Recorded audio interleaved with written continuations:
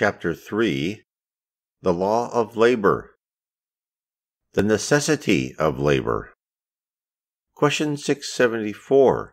Is the necessity of labor a law of nature? And the answer, that labor is a law of nature and is proved by the fact that it is a necessity and that civilization obliges man to perform a greater amount of labor because it increases the sum of his needs and of his enjoyments. Question 675. How do we understand by labor only occupations of material nature? And the answer, no, the spirit labors like the body. Every sort of useful occupation is a labor. Question 676. Why is labor imposed upon mankind? And the answer, it is a consequence of his corporeal nature.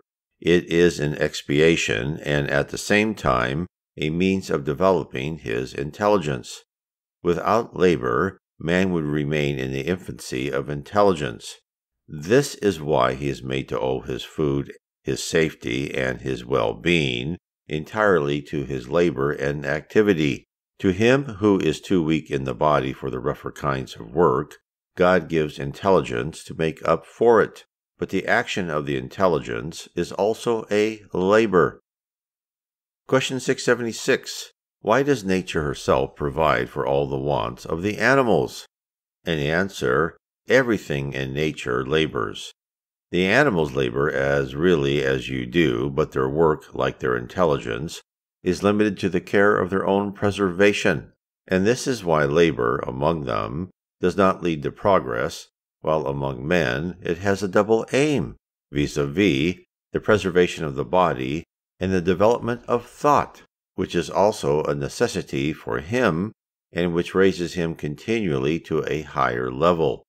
When I say that the labor of the animals is limited to the care of their preservation, I mean that this is the aim which they propose themselves in working.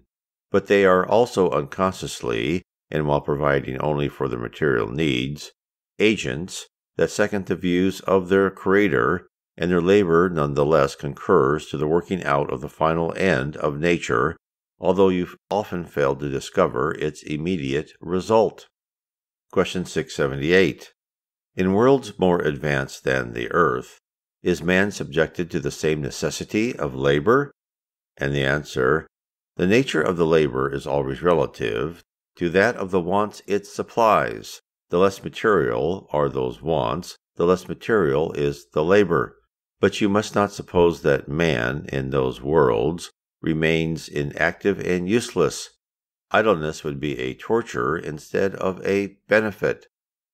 Question 679. Is he who possesses a sufficiency of worldly goods for his subsistence enfranchised from the law of labor? And the answer, from material labor, perhaps, but not from the obligation of rendering himself useful according to his means, and of developing his own intelligence and that of others, which is also a labor. If the man to whom God has apportioned a sufficiency of means for ensuring his corporeal existence be not constrained to win his bread by the sweat of his brow, the obligation of being useful to his fellow creatures is all the greater in his case, because the portion appointed to him gives him a greater amount of leisure for doing good. Question 680. Are there not men who are incapable of working at anything whatever, and whose existence is entirely useless? And the answer, God is just. He condemns only him who is voluntarily useless, for such a one lives upon the labor of others. He wills that each should make himself useful according to his faculties. Question 681. Does the law of nature impose upon children the obligation of laboring for their parents? And the answer, certainly it does, just as it imposes on parents the duty of laboring for their children.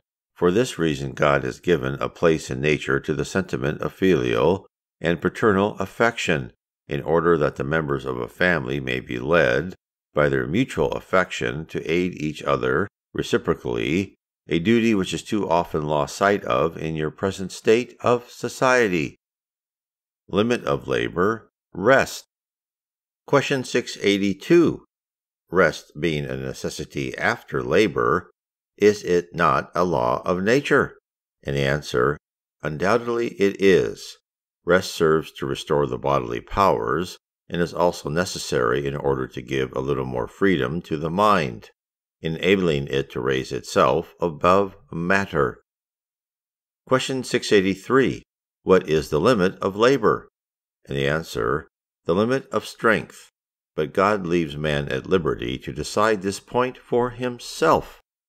Question 684. What is to be thought of those who misuse their authority by imposing too heavy a labor on their inferiors? And the answer, they commit one of the worst of crimes. Every man exercising authority is answerable for any excess of labor imposed by him on those who are under his orders, for he thereby transgresses the law of God. Question 685.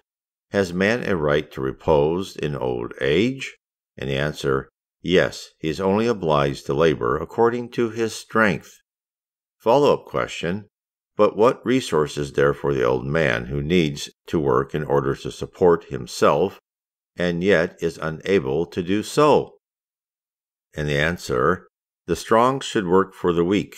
Where family help is not to be had, society should supply its place. Such is the law of charity. Kardec adds, to say that it is necessary for man to work is not to make a complete statement of the subject, for it is also necessary that he who has to get his bread by labor should be able to find occupation, and this is far from being always the case. Whenever the suspension of labor becomes general, it assumes the proportions of a famine. Economic science seeks a remedy for this evil, in the equilibrium of production and consumption, but this equilibrium, supposing it to be attainable, will always be subject to intermittences, and during these intervals the laborer must live. There is an element of the question which has not been sufficiently considered, vis-a-vis education, not merely the education of the intellect, not even that of the moral nature as given by books, but that which consists in the formation of characters and habits, for education is the totality of the habits acquired. When we consider how great a mass of individuals are thrown each day into the torrent of population, abandoned without principles or curb to the impulsions of their animal instincts, can we wonder at the disastrous consequences thence resulting? When the art of education shall be rightly understood and practiced, each man will bring into the sphere of daily habits of order and forethought for himself and for those dependent on him, and of respect for that which is worthy of being respected. And these habits will enable him to traverse periods of difficulty with greater ease. Disorder and improvidence are social sores that can only be cured by education rightly understood. The generalization of such education is the starting point, an essential element of social rendering, the only pledge of security for all. For those interested in learning more about Spiritism, you can find the entire The Spirits book on PDF. Look up Allan Kardec /PDF on your favorite search engine.